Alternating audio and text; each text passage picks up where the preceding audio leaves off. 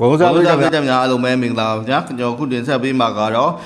မနေ့ပြန်မနေ့မှာကစားသွားမယ်ကပ္ပဖလားပေါ့နော်ဒီကော်တာဖိုင်နယ်ပွဲစဉ်တစ်ပွဲဖြစ်တယ်စပိန်တင်းနဲ့ဘယ်ဂျီယန်တင်းတို့ရဲ့ပွဲကြီးပွဲကောင်းပွဲစဉ်အကြောင်းပဲဖြစ်ပါတယ်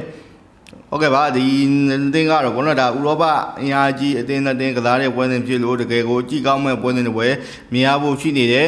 ဒီပထမဆုံးအနေနဲ့ဒီစပိန်ဘက်ကနေပြောရမယ်ဆိုရင်တော့ဒီစပိန်ဘောနော်စပိန်တင်းက32တင်းအဆင့်မှာပေါ်တူဂီကိုခက်ခဲကြော်ဖြတ်ခဲ့ရတယ်လို့ပြောလို့ရတယ်ဘာလို့လဲဆိုတော့အဲ့ပွဲစဉ်မှာသူတို့အခွင့်အရေးတွေအများကြီးရခဲ့တယ်ဗောနော်ဒါပေမဲ့အခွင့်ကောင်း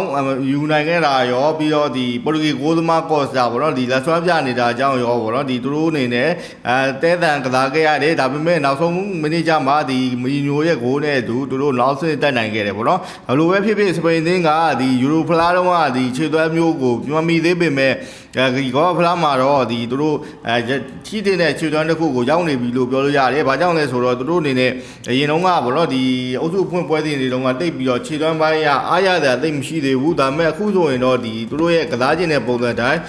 းကစားလာနိုင်ပြီလို့ပြောလို့ရတယ်ဒါကြောင့်မလို့အခုနောက်ထပ်ဥရောပအင်အားကြီးဘောနော်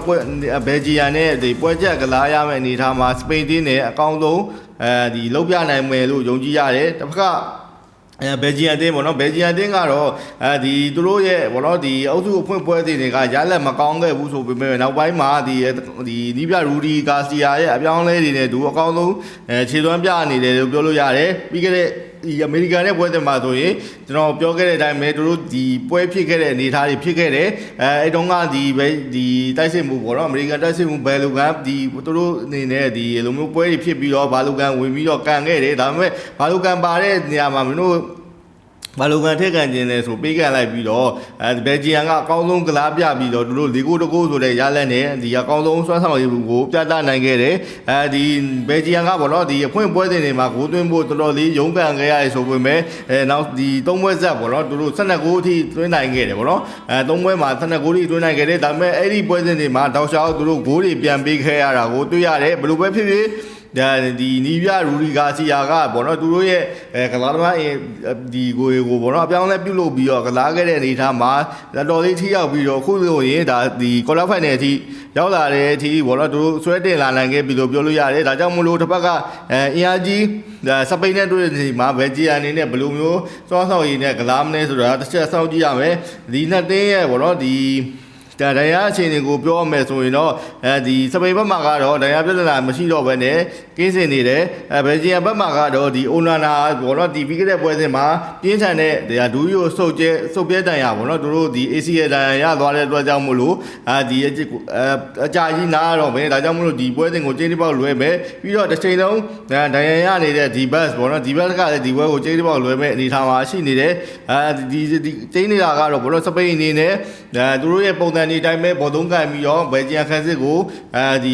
ီအကဲဆန်းမှုကြိုးစားလာမယ်ဆိုတာသိကြနေတယ်ဘယ်ဂျီယန်ဘက်ကလည်းကျင်းနေတယ်လူတို့အနေနဲ့ဒီတံပြန်တိုက်စစ်ကိုအားကိုးပြီးတော့နှင်းမြန်တဲ့ဒီထရော်ဆက်တို့ဘောလို့ဒီကာရီဂါရီတို့ဒီတိုက်စစ်အပိုင်းနဲ့အတူပဲသူတို့နောက်စင်းတက်ရေးတာမို့ဒီဘောတော့အနည်းဆုံးတော့ဘောတော့ဒီမိနစ်90အတွင်းတည်ရရေးအတွက်ဥဒီကြိုးစားလာမယ်ဆိုတာလုံးဝသိကြတယ်ဘောတော့ဒါကြောင့်မလို့ဘယ်ဂျီယန်ကရောဒီစပိန်ကရောဘောနော်သူတို့ရဲ့တိုက်စစ်ပိုင်းကနောက်ပိုင်းပွဲစဉ်တွေမှာထပ်မြက်နေတာကြောင့်မလို့ဒီပွဲစဉ်မှာဘောနော်အပြန်လည်သွင်းကိုတွေများမြင်ရမလားဘောနော်ဒါဒီကလည်းစောင့်ကြည့်နေတာရှိနေတယ်ဒီနှစ်တင်းရဲ့ဘောနော်ဟတ်တူရဲ့အနေထားကိုပြောရမယ်ဆိုတော့နောက်ဆုံး6ပွဲမှာ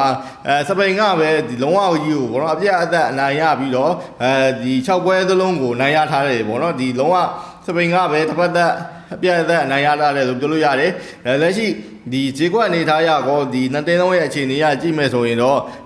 ဒီစပိန်ကဘောနော်စင်လာရတာလို့ပဲလက်ရှိဒီဘောနော်ဂျေကွက်အနေထားရဒီစပိန်ကအနည်းဆုံးတော့တကူလောက်နဲ့ကတ်နိုင်ဖို့များတဲ့အတွက်ကြောင့်မလို့စပိန်နဲ့ပဲရည်တည်နေကြပါဗျ